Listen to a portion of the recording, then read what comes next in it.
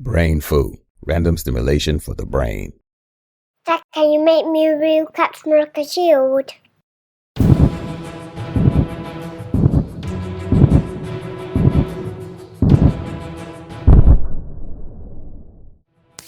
Well, I couldn't find any vibranium, but the following project isn't a toy, all made from paper mache, dustbin lids, plastic or a sledge. It's tough, lightweight and with nice finishing to all the details. And when you're not saving the world with it, you can hang it on the wall of your man cave or office space for some heroic wall art. When people aren't trying to buy it off you, that is. And because we'll be making it out of fiberglass in a cheap reusable ready-made mould, you can make as many as you like to any size or specification.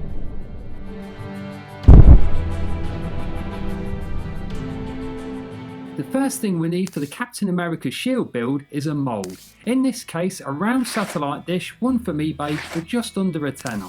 Not only is this as near as damn it round, but if we look at it across the edge, it just happens to be a heroic shape. The only problem are these unfortunate fixing holes, but if you go and raid your garage, the chances are that you, or someone you know, will have some auto bodywork filler. Just sand down the rear of the dish with some rough grit paper ready to receive the filler. Next, cut a small piece of steel or aluminium to act as a plate to cover the holes in the dish. Daub on the filler and plonk your metal plates into place and neaten them off. With that dry, mix up a fresh batch and fill the front of the dish slightly over flush. When that's cured, sand it flat. Take your time to get a nice finish. Fill and sand it again if you have to. This face is important, so try to get it right. To make it easy to work with, I'm going to screw 4 wooden legs to the dish for some old scrap wood. Now measure the exact centre of the dish for multiple angles and drill a small hole right in the middle. We're going to need this later. As an optional stage, sand the face of the dish with some fine 800 to 1000 grade wet and dry. This just provides a good key for a quick layer of paint, in this case an old can of clear lacquer. This stops it going rusty when it's not in use. Likewise, the filling to the rear gets a quick coat of paint as well. With that done, I've butchered together this 2-foot compass from scrap wood. The hinged end is this bolt and optional washer, and on the other side a wing nut, but a standard nut would work just as well. The lovely compass tip is a nail hammered in, cut off and filed to a point. The pencil part is a large hole drilled at an angle big enough to receive a pencil or marker pen. Securing them in place is dealt with by a wood screw that clamps them through the side. Simple. With the shield factory complete, let's get started. Using the hole we drilled into the dish earlier, measure out half the diameter of your shield, ideally half an inch larger than you actually want it, so you can cut it down later to remove any rough edges. Place the homemade compass into the pre-drilled hole and mark it. It's then just a matter of using a slight angle with the compass and letting it do its magic as you walk around the outside. This is PVA release agent, and painting this on the satellite dish now means we'll be able to remove the shield from the mould later. Pour out enough to cover the dish, about 100 millilitres should do it, then put the cap back on. Paint it on so it's a comfortable cover. You don't want to skimp or have runs either. Here I'm using a foam brush. These aren't strictly necessary, you could easily use a good brush or even a nice soft lint-free rag. Depending on the weather, it will be touch dry in about 10 to 15 minutes. This stage is optional, but if you're making a shield smaller than the dish, one extra coat for easy release might be advisable. With that done and left to dry, rinse out your brush, rag or foam brush under the tap. That way it lives to fight another day. Any unused release agent can go back into the bottle as well. This is Fiberglass Chop Strand Mat or CSM. It's strong, lightweight and easy to mark and cut. It comes in different weights or thicknesses. This is 450 gram and 4 to 5 layers of this is all you need. Roll out your CSM onto a clean surface like this piece of timber, then cut off what you need. For a full-size Captain America shield, I chose a 76cm diameter and 5 layers requires just under 4 meters. Out comes the compass and pencil once again, marking as close to the edges of the CSM as possible to avoid wastage. Use a nice light touch and go around until the lines are clearly visible. The second circle is just like the first but not too close to the frayed edge of the CSM, otherwise it will rip. 5 circles later and they're ready to cut out with some sharp scissors. Any good scissors will make short work of this and it shouldn't damage them too much, unless you're planning on cutting your mum's hair with them later, that is. When that's done, store your CSM disc somewhere clean and dry near your satellite dish mould. Let's have a look at the tools we will be using. First up is a standard 4-inch decorating roller fitted with a disposable resin roller, like the ones used for solvents and protective coatings. This is a 2-inch consolidation roller with a vertical fin design. This removes air bubbles from fiberglass, and we'll see that used in a moment, but these vertical fins just help to reduce splashing and flicking when you roll. All we need now is some fiberglass resin mixing, and rather than bore you with that now, I'll make it available in a separate short video in the description bar, iCard, and at the end of this video. Now pour out some of your freshly mixed resin, and what we're looking to do here is create a nice even coating of resin all over the dish. That means that when we put our CSM disc into it in a moment, there will be no dry spots and therefore no potential bubbles or marks in the all-important front face of the shield. If you've decided on making a shield smaller than the full size of the satellite dish like me, try to stay just outside of the pencil circle we marked earlier with the compass. Next, it's straight in with the CSM and try to place the first one inside your marks rather than drop it anywhere and drag it about. Take your time, and when it looks about right, gently tap it into position. Now pour more resin on and move it about. This pushes it through the matting, wetting it out as you go. What we're looking for at this stage is to get it on with a nice even coating all over the CSM. Don't spend lots of time faffing around in one spot, get it on. Don't be afraid to keep topping up the dry bits of the CSM and rollering it in. We can perfect it in a minute. By the time you have a reasonably even coating, it's time to break out the consolidating roller that we saw earlier. All we're doing here is pushing the chopped strand mat flush down onto the mould underneath. This not only brings out any excess resin to the surface so that it can be used again in the next layer, but it also removes any trapped air and bubbles as well. This is fairly important on all layers, but none more than this the first layer. Remember, when the shield is pulled out later, any trapped air pockets will be work that you have to do filling it, and you don't really want that.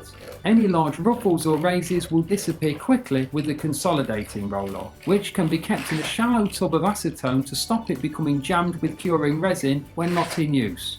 Now it's straight in with layer number 2. This isn't quite so critical, but obviously try to line up the edges neatly. Give it the exact same treatment as before. If you run out of resin, mix another batch, but try to keep your roller clean and in the shade while you do so. When this layer is complete, I will add layer number 3 in exactly the same way, then let it cure. This is so that we can add the fixings for the handles. Laminating them in between the layers will not only make for a strong job, but a neat finish as well. So there's your first 3 layers or laminations done, and what you're looking for at this stage is a nice clean coverage without too much excess resin, because that just adds extra weight and you don't want that. The moment it's touch dry like this, we're okay to proceed. Ideally we need the exact centre of the dish, so re-drill through the same hole in the centre of the dish that we made earlier. Now place your arm in the middle of the dish, then mark the fiberglass an inch higher than both your hand and the top of your forearm. Fixing position done. This is the pronged T-nut that we will be using for a neat finish, although to be fair you could swap this out for a standard bolt if you really wanted to. With a set of pliers, fold back any of the prongs sticking up into the air until it's reasonably flat and looks something like this. Then screw in some offcuts of threaded bolt to help protect the threads.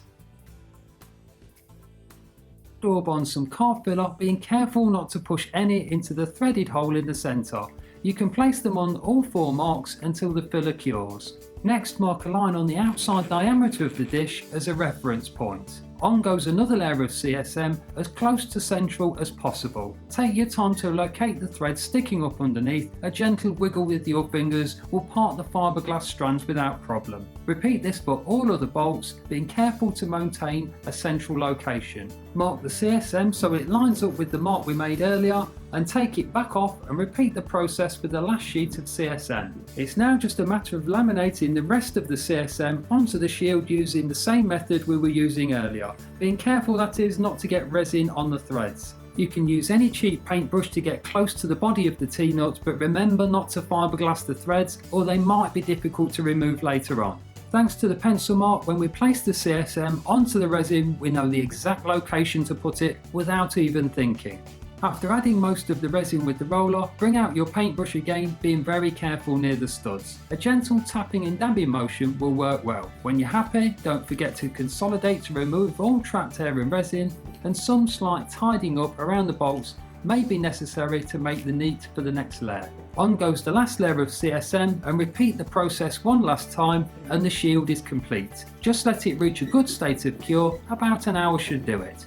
Now drill through the centre of the shield once more in preparation for removing the shield from the mould, and that's done by tapping firmly but without enough force to bend the metal dish.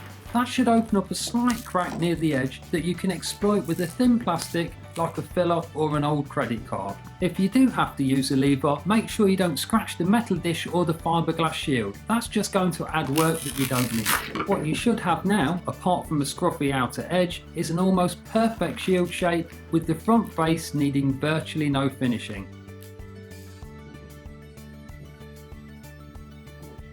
Place a compass in the hole in the shield we were careful to keep earlier.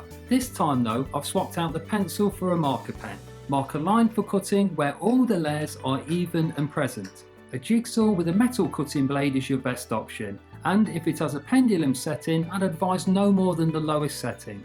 Take your time and cut just outside your marks. If you're not outdoors already, I recommend that you do so for the cutting and sanding stage. Make sure that you're wearing a good face mask, as fiberglass particles get everywhere and they are an irritant. Another benefit of being outside, of course, is that you can position yourself upwind with the dust blowing away from you. Be gentle, don't force the blade, and in no time at all you'll have something that's really starting to look like a shield. Sanding the rough edges with some simple 40 to 60 grade grit paper works well, but any sort of sander like this one makes the job a lot quicker.